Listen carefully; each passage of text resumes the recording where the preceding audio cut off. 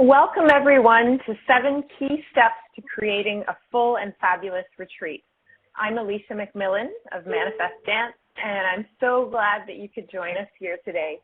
We may have another few joiners who are coming in a few minutes late, so if you hear the beeping noise, that's extra friends who are coming in to get in on these tips.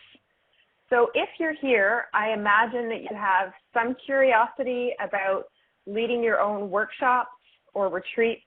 Perhaps you're already in that part of the process in some way. You may be leading retreats locally. It could be a one-day retreat. It could be a 3-day retreat. So there's so many different formats and ways of leading workshops and retreats. Perhaps you're leading workshops at your workplace, at your university, or at your monthly meetup at a cafe. So there's such a range of how you can share your gifts and your talents with the world, with your friends, with the community, but also there's such a range with where and how you can do that in the world and also earn money while you're doing it. So today we're going to be talking about sharing your gifts and your talents and creating an experience that people will remember, but also how to fill up your class, your workshop, your retreat, and how to get participants excited and coming back for more. So during this call, we're going to explore marketing and manifestation techniques that will help you draw your maximum number of participants. We're going to look at some of the tiny details that make a huge difference in your event that will make it memorable so people will be asking for more and wanting to come to the next workshops or retreats that you lead. We'll also take a look at how you can think about pricing for your event and make sure that you're covering your costs and making money.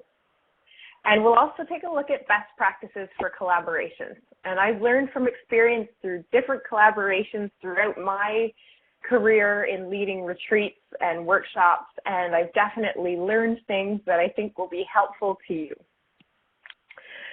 So we're going to start by talking about the importance of your intention. So of the 7 key steps, step number 1 is having a clear intention. So what is it that you want to share with your community, with your people? Is it information? It could be specifically a workshop that's about crystals, or it could be about sustainable composting. So what is it that you want them to learn or that you want to share? What are you offering? And also, how do you want your participants to feel when they enter your space, wherever you're holding your event? How do you want them to feel when they arrive and also while they're there and then when they leave? So often when we're planning our event, we're thinking about the details, the setup, what it is that we're teaching, but we're not necessarily thinking about the flip side, which is how do we want people to feel when they arrive, during, and when they leave. So I'm going to tell you a little story about how I have an upcoming retreat in Costa Rica in April, a women's retreat, and I want to tell you a little story about how I chose this retreat center, because that's part of having a clear intention. It's having that image of how you want people to feel and then connecting that with the space or the place where you're going to hold the retreat. And part of having that clear intention is also about listening. What are the signs that you get from the universe, from your dreams, from your friends? Do you notice any patterns where there's a certain yoga studio that keeps coming up? People keep mentioning this yoga studio to me, or wow, I keep hearing about this place in Bali. Maybe I should look into it. So part of the way that I work in my business, and those of you who know me or who are familiar with Manifest Dance or have been to my webinars before, know that there's definitely an element of, we can say, spirituality or listening to the universe, God, creator, divine energy, whatever you consider this field of love that is around us that can guide us. The other place that we listen in for guidance is within our own body. So part of that clear intention setting is listening. So when I was planning to lead my retreat that's coming up in April, I was originally thinking that I was going to be bringing women to, it's a women's retreat, bringing women to West Africa. I had envisioned a 3-week retreat that involved drumming and dancing and a real authentic experience of the gorgeous community that I've lived with for on and off for the last number of years. And so I put it out to the universe and I said, where am I meant to hold this retreat for women that's going to be exploring the sacredness of who we are? We're going to explore our wild side. We're going to explore our sensuality and connect deeply with ourselves. And so within 2 weeks, 3 different people told me about Blue Spirit Retreat Center in Costa Rica. My coach, who was in New York at the time, my business coach, she just happened to say, you know, have you ever heard of Blue Spirit Retreat Center?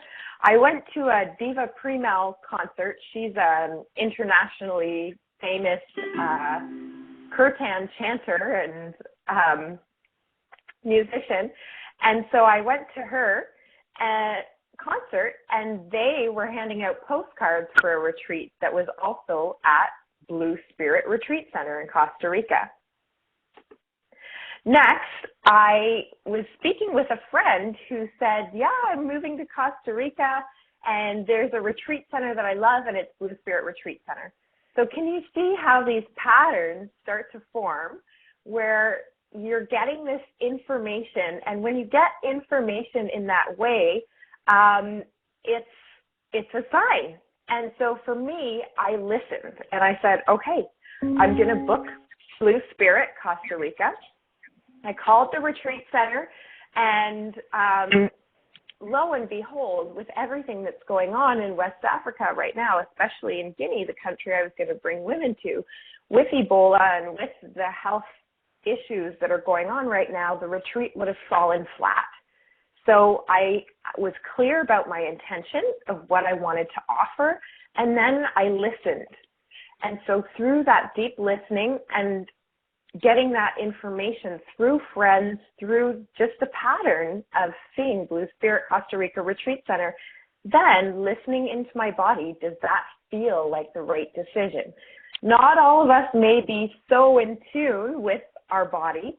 However, all of us know the basic language of how our body speaks to us, which is either through excitement or disinterest or even repulsion. And it's often a feeling that you get in your stomach. So when I thought about this retreat center, I got very excited and I knew, okay, this is where I'm going to hold my retreat. I'll tell you one more quick story. My next retreat, which is in Bali in 2016, I got clear about where I wanted to have that retreat through a dream. So I had a dream that I was at this retreat center in Bali and I was leading women in circle, and I woke up and I knew that that was where my next retreat was going to be. So I did the research, I found the center that resonated, and I just went with a friend 2 days ago who lived in the town where I'm leading my retreat.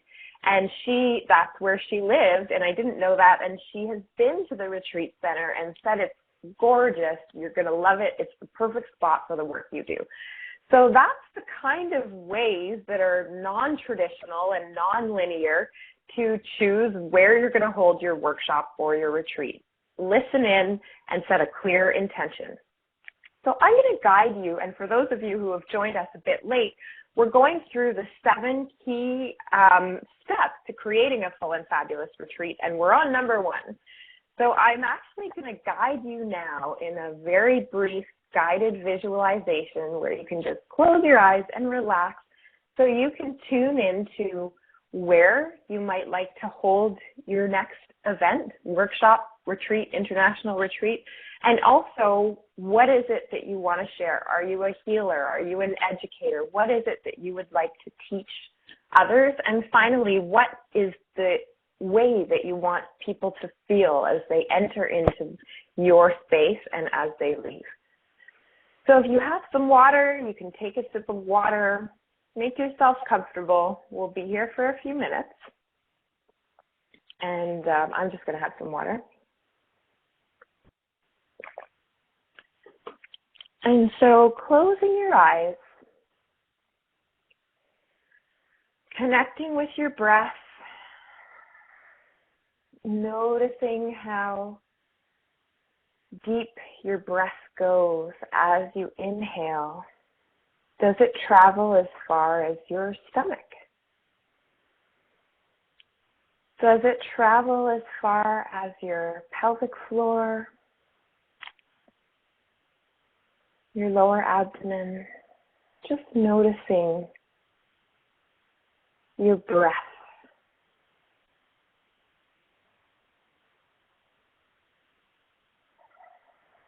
Now as you inhale, noticing how wide your breath goes in your body.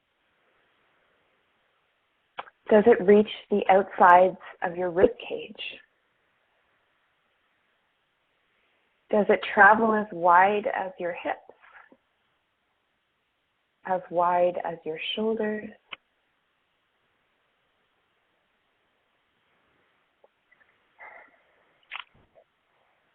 Now beginning to imagine that there is a beautiful white light, and it's a sphere of white light that's above your head, and just using your imagination. If you can't see anything, that's okay.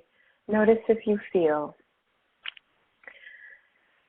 See this sphere of white light coming down over your head and your shoulders, and what it's going to do is just help you to feel really relaxed and to release all tension. And it's going to take that tension, any thoughts or concerns, as it travels down your shoulders, your chest, your rib cage, just draining all that doesn't serve you and allowing for opening, deep listening, intuition, insight. Seeing this beautiful sphere of white light travel even further down your hips, your legs, your knees, and as it does, your body releases and relaxes. And as this light travels down your shins, your ankles, and your feet, it just pulls any energy that's not serving you into the earth to be recycled and made into pure energy, neutral energy. Now beginning to imagine a sacred place, whether it's in the forest, on the beach, in the desert, in a garden. Imagining a wonderful, safe, and sacred place that is most appealing to you. Begin to notice, what is the climate of this place? What is the temperature? Is the air hot and humid? Is it dry? Is it cool?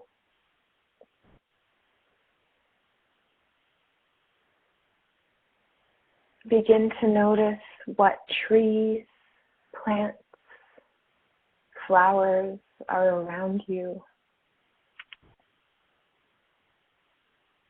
Perhaps you're on the beach and you notice some birds.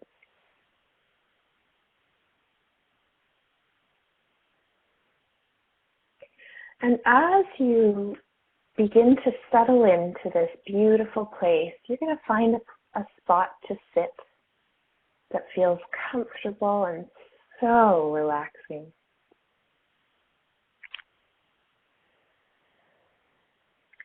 And begin to notice that there are people who are arriving, and these people are here to learn from you.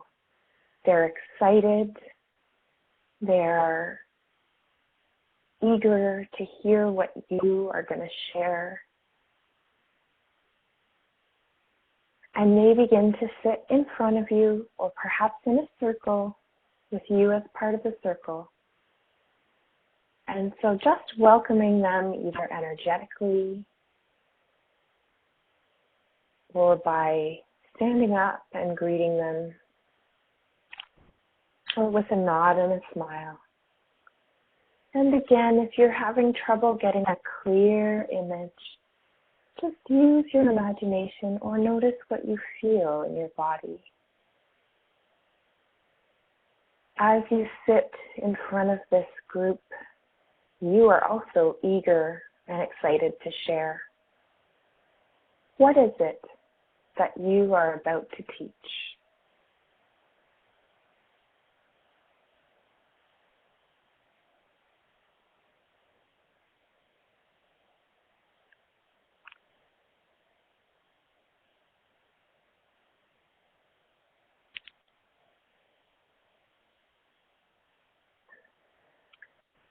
As you tune into this knowledge that arises about what you're here to share, notice how the people who are also here with you, notice how they feel. Are they relaxed? Are they excited? Are they calm? Are they a little bit nervous?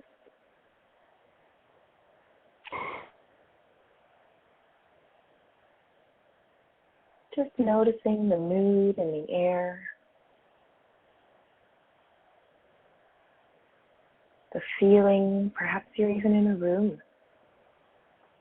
Notice the feeling that is here.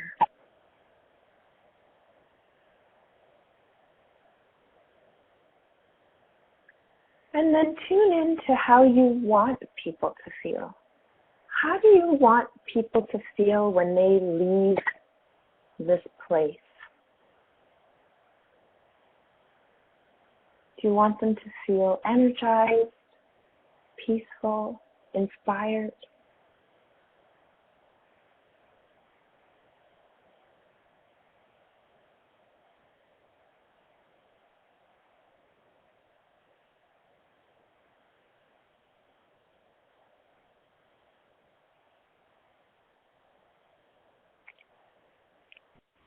And finally, where would you love to host your ideal workshop or retreat or event? Is it in a place like this? Is it in your favorite cafe? What place do you imagine holding your next event?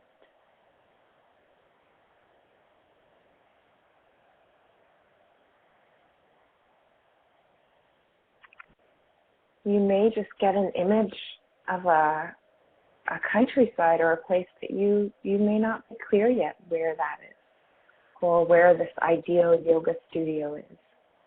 But having the clarity of what this place looks and feels like will guide you. So beginning to say goodbye, however you choose, to these people who have come to learn from you, to experience all that you have to share, knowing that you will have the opportunity and the experience to share your gifts and your knowledge. Beginning to deepen your breath, knowing that you will remember all that you are meant to from this experience. Coming into the present moment, your physical body, perhaps rubbing your hands on some part of your body, your legs, wiggling your fingers and your toes, knowing that when you open your eyes, they will feel like they've been bathed in beautiful crystal, cleansing, clear spring waters. So when you are ready, taking a deep breath, opening your eyes, taking a nice stretch and smile. So if anyone got a clear image of where your next event will be, you can type it into the chat box and we can share that way. So that's the key number one. So you've probably either sensed through your body or had the imagery come into your mind of how you want your workshop to feel, what it is that you would like to share, and you may have even gotten insight about where you will hold this event. Now, the important thing is to ask the question, to put it out there, and open to listen in. So we're still on the key number one. So asking the question, where is the best place for my next retreat for the highest and greatest good? Where is the best place for my workshop series? And then listen in to what information comes. Okay, so the next part of this 7-step series is to really be sensual with your marketing. So step one, you've got clarity, you have a clear intention about where your retreat's going to be, what you're going to share, how people are going to feel when they attend. And now the next part is, how are you going to market this piece? And I use the word sensual marketing because you really want to appeal to people's senses. I see sensuality as an engagement with life that is a connection through all of the senses. So it's not, for me, necessarily intimacy with a partner or even intimacy with yourself. How do you activate your sense of sight and really take in the fullness of the beauty of color in your day-to-day life? Or do you use aromatherapy, essential oils to invigorate your sense of smell? So you want to do the same thing for people who are reading your marketing. It's almost like you want to, if your event had a fragrance, would it be Egyptian musk? Would it be jasmine? Would it be sweet orange blossom? You want them to almost be able to taste this retreat. So you want to use very descriptive words, even if it's a workshop on, you know, the engineering of arc-shaped bridges. You can still entice people using a language that describes how they're going to feel and what they're going to learn. So for the marketing, you want to use a variety of ways to market. And so the first one I always say is go to your community. Currently with the Costa Rica retreat, we have 16 women going. And I began marketing this retreat in June. So I started with a postcard that was two-sided. It had, the front side was simply an image with a date, the location. So it was the Wild, Sacred, Sexy Costa Rica retreat, Journey in Sensuality and Movement for Women, April 4th to 11th, 2015. So very simple on the front. On the back, it gives a little more information using that language that really gives people an idea of what they're going to feel when they're at this retreat. And I'd love to actually share some of the language that I'm using. Granted, I'm doing a women's retreat that is based in sensuality and movement. So depending on what your retreat or event is, your descriptive words are going to be different. But we talk about on our website, we explore the lush tropical jungle. We cleanse in sacred water. We nourish our body with fresh fruits and vegetables. We nourish our mind with meditation. We honor our spirit by joining together in a circle of women. We celebrate the sun rising and the sun setting on the beach. So those kind of words that create imagery in the mind for the senses. So that's really what you want to do to draw people into your retreat, because as humans, we literally operate through the senses. In my studies and my degree in sociology and anthropology, studying us as humans, I've gotten very clear that we are attracted to those kind of senses or sensual imagery. Sorry, it's not coming out right, but Anyway, it draws us in. If we can conjure a clear picture in our mind of what we're going to experience, that's going to help us either say, yes, this is for me, or no, that's not for me, because there's certainly people who will go to the Wild Sacred Sexy Retreat website and go, that is not for me. And that's good, because you want to attract your ideal people to your workshop. So key number 2 for creating a full and fabulous event, retreat, workshop, is to really use that language in your marketing that will help people have a clear understanding of what they're going to get and how they're going to feel. So you may have 3 key points or 5 key points, just like this webinar. When you signed up, it said, during this call, we will explore marketing and manifestation techniques, tiny details that make a huge difference, how to price your event and make sure you're making money. So you know what you're going to leave. What are you taking? What are you going to learn? So that's really important for those who are thinking about attending what it is that you're offering. Okay, so the next step is to ask for help. And so the key number 3 is to ask your community to help you promote it. Who in your circle of friends or family is here to promote, support, is willing to help you make your dreams come true? Often we want to do this all by ourselves, but we simply can't. And it's going to help us so much if we are willing to ask our friends, our family, are there stores that you go to? Do you belong to a yoga studio? Who is your community made up of?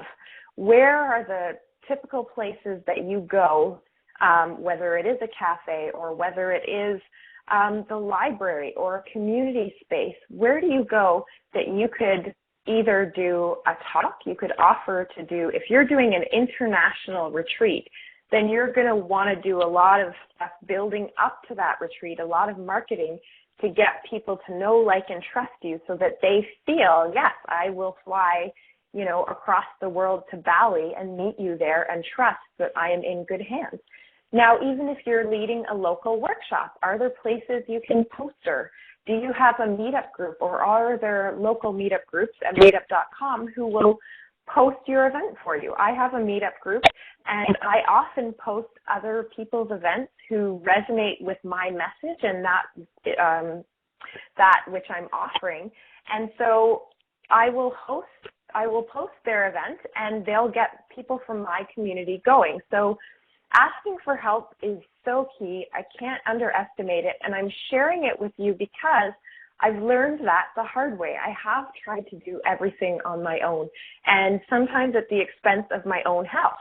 Like I said, I've been doing this for over 7 years now, leading workshops, retreats, international retreats. So I made the error for a long time of trying to do everything alone. Now, when I had my greatest success, especially when I was just starting my business, I took a break in university and left and started my own business. And it was entirely through my community that I launched my business.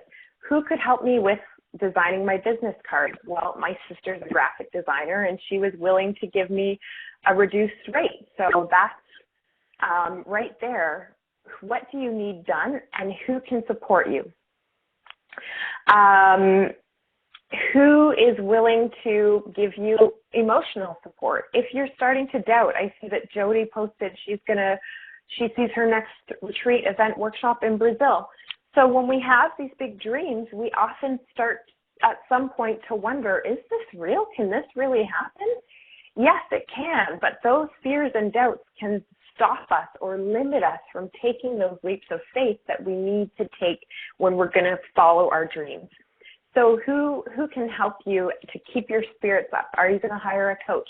Do you have friends who believe in what you're doing and who say, yes, I believe in this workshop series. I believe in what you're teaching. I know you're a good healer, or I know you're, so knowledgeable about this topic, and I know that people want to learn from you. I will help by calling 15 people who I think this will be good for and letting them know.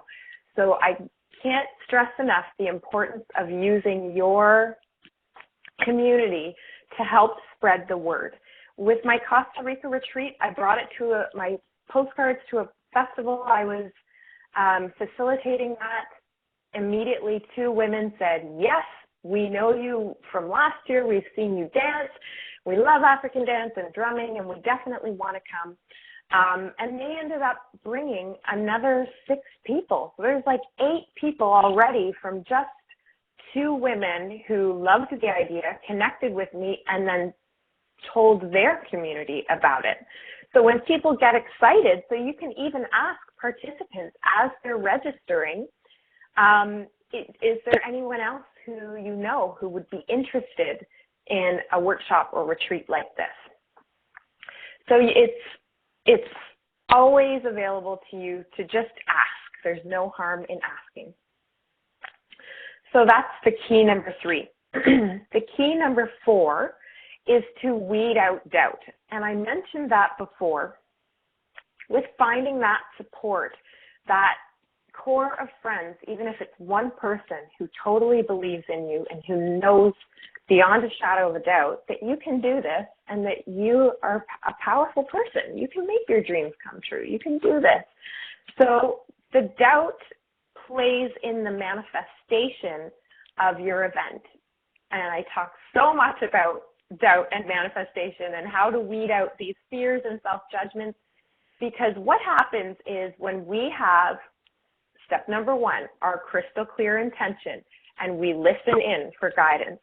Step number 2, from our clear intention, we create a language and promote it so that others who are meant to be at our event for their greatest and highest good can get that imagery of what we're offering and jump on board.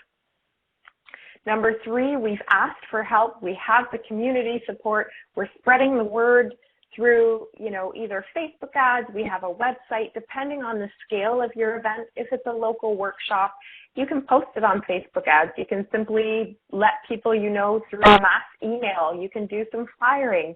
If it's an international retreat, you may do a webinar like this one leading up to it. So you have all this stuff going on, and then when you get to some of these fears that will surely arise in the process, I guarantee at some point you may have some doubt that arises, or some fear or self-judgment. Did I do it right, or am I not doing enough, or am I doing too much? When we leap towards our dreams, that is inevitable, and it's a sign of growth when these fears and doubts are coming, because it's actually the ego who is trying to, not because it's bad, but trying to keep us in our comfort zone of what we know and what is safe, because the unknown is dangerous for the ego. So your higher self knows, your spirit, your soul, the essence of your being knows that I can do this. And I have a purpose on this earth, and this is part of it, and this would bring me great joy.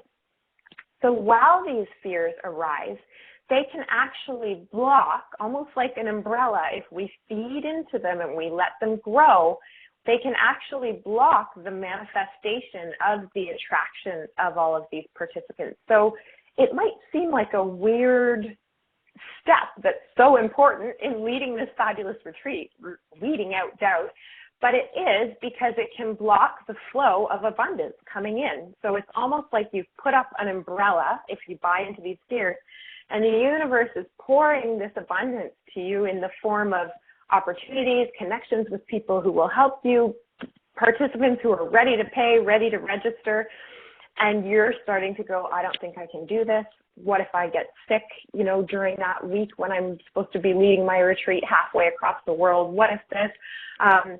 Maybe something's going to go wrong. So those, as soon as you see those rise, you witness. Okay, so you don't push them down back into the body. That's what most people do. It's common to just push it away, but when we push it back down in the body, it just continues to live there on a different level and continue to manifest. So when your fears come up, you want to welcome them to rise. The difference is when you walk towards your fear, it loses the negative charge. So if you're able to face it and observe it as a detached witness and say, okay, I'm afraid that I'm not going to get enough people to cover my expenses for this event. Okay, you watch that fear rise. The difference between staying detached or feeding the fear, which is going to create this umbrella effect blocking the inflow of abundance, is if you decide to feed it. So when you see this thought arise that says, what if I don't get enough people to cover my costs? You could go further, like feeding a dog treats. If this fear is a dog, you could give it another treat and say, what if I, then what if I lose that money, then I'm going to go into debt? Or what if I don't make the money I need to, then this will happen. And you can feed that fear and let it just snowball and totally consume you. Or you can weed it out like a weed in a garden. You watch it. You say, okay, I acknowledge that some part of me is afraid that I'm going to fail at filling my retreat, or that I'm not going to be able to pull this off. Okay, I'm noticing that. Now, one technique you can do is give that fear a color and simply imagine you're breathing in light and breathing out the color. And just do that. That's a really simple, energetic technique that you can use to free yourself of the fear in your body. Another really simple, free technique is to put on your favorite dance song. Acknowledge the fear. Go, okay, a part of me is afraid of this. I'm going to go dance this off. And as you know, in my business, Manifest Dance, my whole business revolves around the healing power of dance that all of our ancestors used, no matter where in the world they came from, for more than just entertainment. So dance is such a free, easy tool that's pretty much guaranteed to make you feel better after one dance, even if you're just dancing with your shoulders. So that's another way to weed out fear. The next possible way to weed out fear is to go into meditation. So you acknowledge the fear, then ask your higher self, your essence, the wisdom of your being, what do I know to be true? And you will surely hear that whisper of your intuition, of your essence, of your heart, saying, you can do this, or I believe in you, or you'll get an image of what is to come with your full retreat. So those are three possible ways to weed out any doubt that may arise in the process. Okay, so the fifth step of creating a full and fabulous event is to actually pay attention to the tiny details. So what are the tiny details that are going to make people think and feel, wow, this retreat or this event is different than anything I've ever attended before? I'll give you an example. I led a spring women's sensuality retreat locally here in Canada in May of last year. And so when the women arrived, I had a helper who would guide the women to their room, and when they got to their room, on their bed was a heart shape that was made of rose petals. Now that may seem tacky, but I have a connection to a florist that sells bags, giant bags of beautifully colored rose petals, and it's such a lush. I had never experienced these rose petals, being showered with rose petals or having anything besides a rose that had its petals eventually fall off. So I had this connection, and I thought, you know what? I think this will be really beautiful and lush and fun. So the women were led to their room, and on their bed there was a heart shape that was made of rose petals. And inside of the heart shape, it said, welcome. There was a heart-shaped card that said, welcome, and their name. And so that retreat was about sensuality, and it was also about healing trauma, whether it was through assault or grief or whatever that trauma is. So the symbolism of the rose of love and courage and the medicine that roses actually bring really related and connected to my event.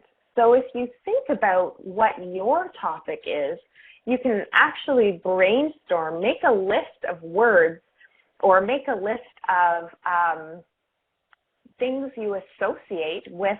Right now I'm getting an image of boats. So if you're doing a sailing workshop, what imagery do you think of when you think of sailing? You may think of the rope. You may think of the salt of the sea. You may think of the colors of the sail. So you can start to just conjure up a list of words that will then lead to other ideas of little things that you can do in your retreat that will make it so special and so memorable. So that, I didn't expect that to be such a hit with women. Women had, said, I've never experienced something like this before. I've never felt so welcomed. My room smelled so fragrant like roses. I felt like a goddess. People were taking pictures. Some women, even to this day, have written me and said, I still have my welcome cards posted on my wall in my office. So you never know how these little details are going to really impact people. It could simply be with the lighting. Is your event in a room that has, regular fluorescent lighting? Can you bring some nice kind of rice, like there's in the background here, you can see I have a rice paper lamp from IKEA. Not expensive. You can do some really nice lighting, and that could be the tiny details. Another detail that I did for my Spring Women's Sensuality Retreat was to have the women actually write a card to themselves, a loving, supportive card. So this could be an idea if you're doing something for women and men. If it's going to be a full day kind of inner exploration or healing workshop, this exercise I find works really well. I've done it several times now. And so basically, I just put out a bunch of stationery, envelopes, stamps, beautiful cards. And so women had time to write themselves a love letter, a letter of support, whatever it is they felt compelled to write. They sealed the envelope, they wrote their address and stamped it. And then I actually sent them those postcards in the mail 3 months later. So 3 months later, they received this card in the mail. Many of them said they actually forgot, and some of them said they didn't recognize their own handwriting and thought, I wonder who this is from. And so they received this card, and it brought back all the images of the experiences of the retreat. So everything that they learned, the deep connection that the group experienced, their memory was flooded with this wonderful experience and wonderful event. So if you are leading an event like that, then it's a wonderful way, and this is part of the tiny details, which is not so tiny, is to keep in touch. So after you've had your workshop and your event, and this is going to help you if you're just, moving into your first workshop or retreat, this is a great way to help you build, your tribe who will follow you anywhere by keeping in touch. So I sent those 3 months later, and then people were responding to me, and to continue that connection with those, whether you have a mailing list. I also had a Facebook group for that retreat. And so women still, the connections that were created were so deep that women still are engaging on that Facebook group. So that's another possibility of how to keep the engagement. So you may have at your event an invitation to a next event. So that could be another way of keeping engagement. I definitely recommend a mailing list. And then you can continue to share these little experiences or little gifts, these tiny details that are huge through email. So whether you send out a PDF that's a visioning guide, that's what I did this year for the new year, where people can print it off, something people can print and use to either remember what they learned from you, if it was like a healing workshop, a spiritual workshop. Let's say you're doing a workshop on composting. You can send out a month later, I just learned this new technique and I thought it would be really of interest for all of you to, you know, take a quick look at. You can have a one-page PDF that you send them that way. That's a follow-up of new knowledge of what you've learned since you shared with them, or a possible next piece of information that's of value for them. So that's another way to continue that engagement. And that also goes back to the community and staying connected with your community, those who you are already connected with, and those who are joining your community through the events and retreats and workshops that you're holding. So pricing, how do you figure out the right price for your retreat? Pricing is the sixth step of creating a full and fabulous retreat or event, because you need to make sure that you know what your expenses are. So getting clear about the pricing, every little detail, you know, if, for example, for my retreat in Costa Rica, I'm pricing in my own insurance. I'm pricing in my own airplane ticket. I'm pricing in all the beeswax candles, you know, tea lights that I'm bringing. What is the real cost of this event that you're holding on? What does it cost to rent the space?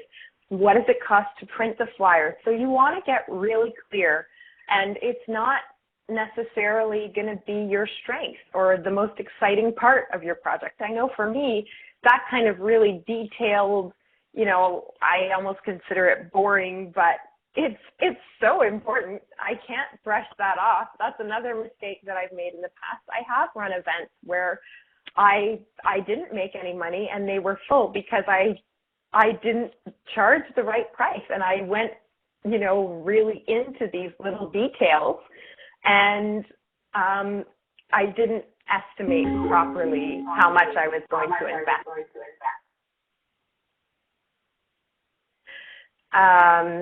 Just heard an echo there. Oh, Tiff, can you help me with the echo?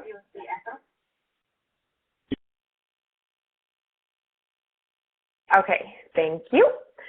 So yeah, how much is it going to cost? Get really clear about what the cost of your event is, price it out, and then know how much you need to make. If it's a one-day workshop, you know, if you have to be there to set up an hour early, you're there an hour after for teardown, and in between your workshop is 4 hours, that's 6 hours of work.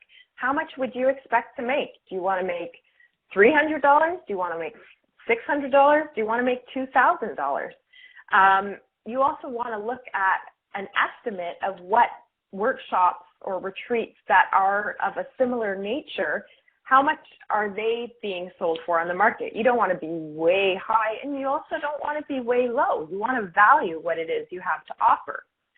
So for an international retreat, the retreat center will charge you, you know, X number of dollars for this room per person.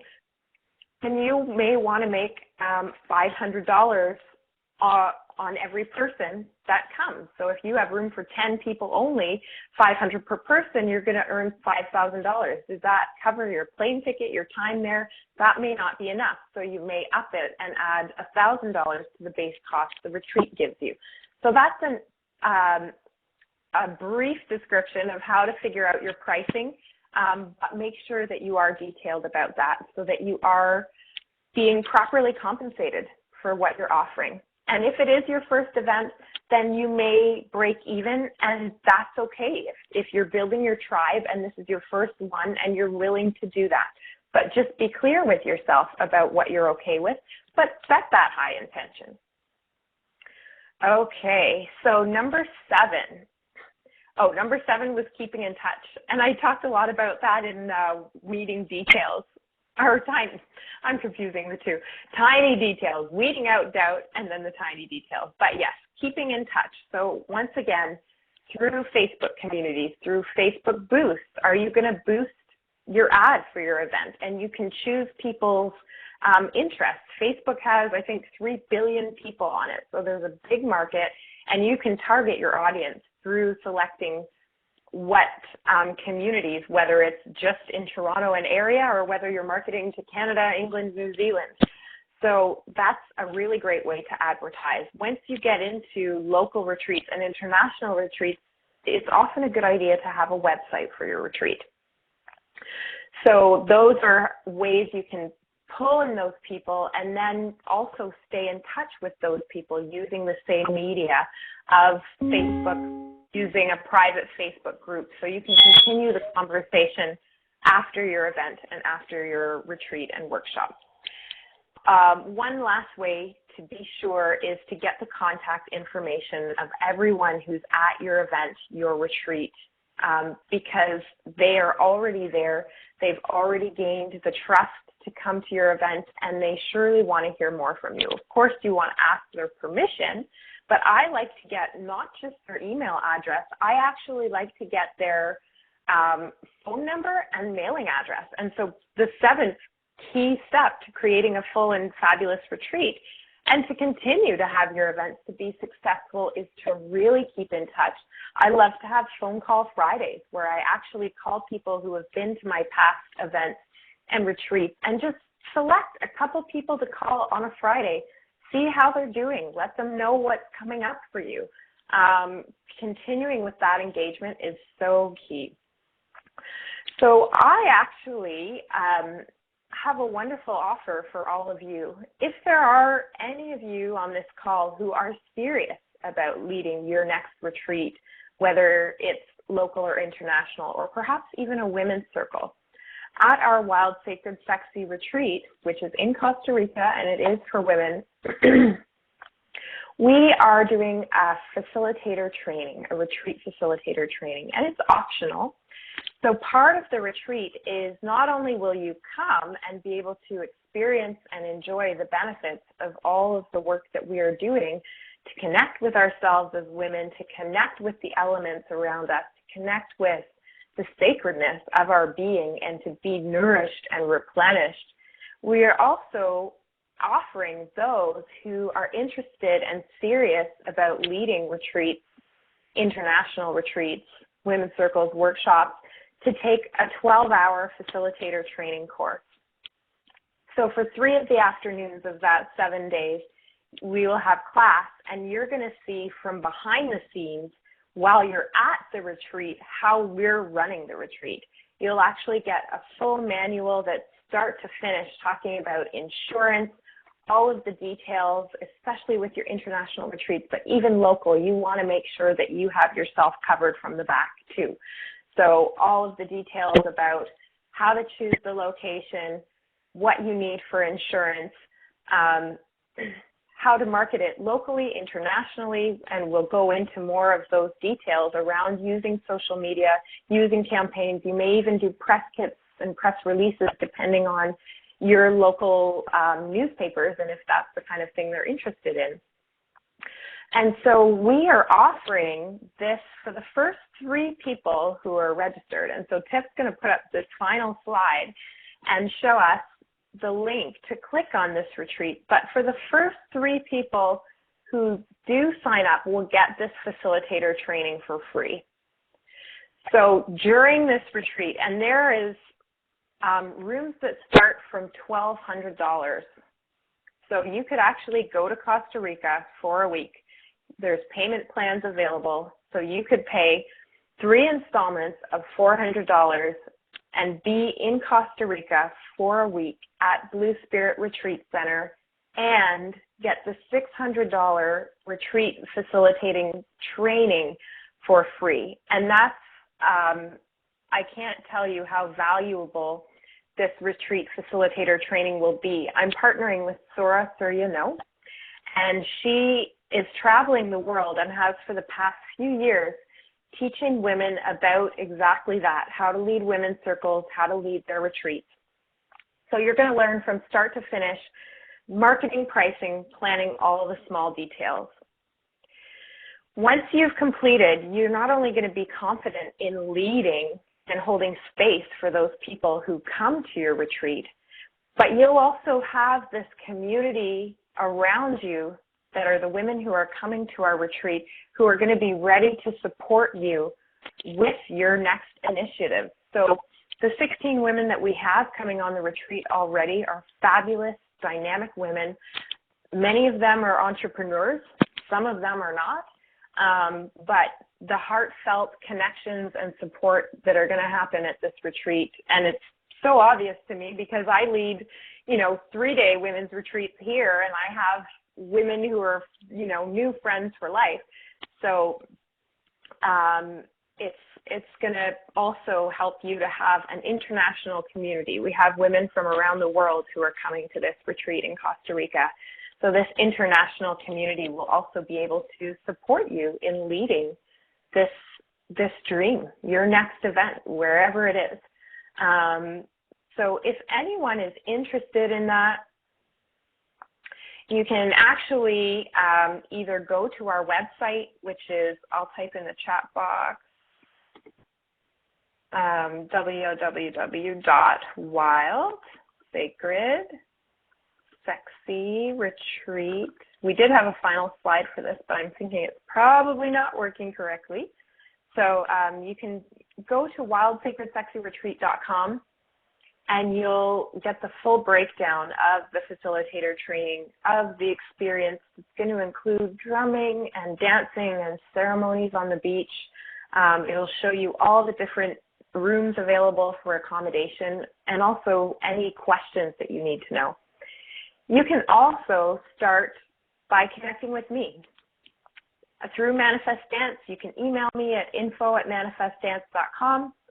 And we can have a conversation. If you have questions, we can set up a phone call. We do have room. We have 6 rooms left, so our retreat is 3/4 full, and we have room for a few more. I want to thank all of you for being here today. If anyone has any questions before we get off, please type into the chat box your question, and I will do my best to respond either right now or if we run out of time to respond to you through email. Thank you for being here. I know that all of you have your own unique purpose for being on this planet, for being who you are and having the skills and talent and knowledge that you have. And I know that it will be a gift to the world for you to share that with your community in the form of event that feels best for you. And I encourage you all to take that leap, whatever the leap is. If it's a leap for you to hold a workshop for 6 people, then that's your leap. If it's a leap for you to hold your first international retreat in Florida or Jamaica or Bali or Maui, then take that leap, because if you are listening to your heart, you're listening to your dreams and your passions, you will surely be supported by the universe. As long as you keep that clear intention, weed out the doubt, get really clear about how you want people to feel when they're at your event and what they're going to leave knowing or feeling. Everything else can fall into place for you, and you will make the right connections that you need. Thank you so much for being here. I see that we don't have any questions. I know there was a lot to take in from today. As Tiffany mentioned, you will be receiving a recording in your email in 2 days. And so if you want to have a re-listen, if you wanted to take notes or you thought, I wish I could remember that one part, then you'll be able to listen that way.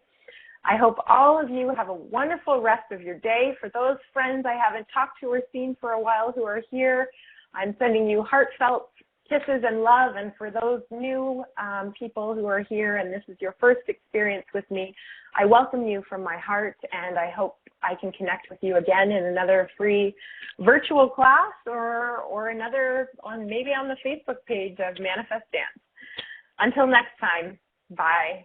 Thank you, everyone.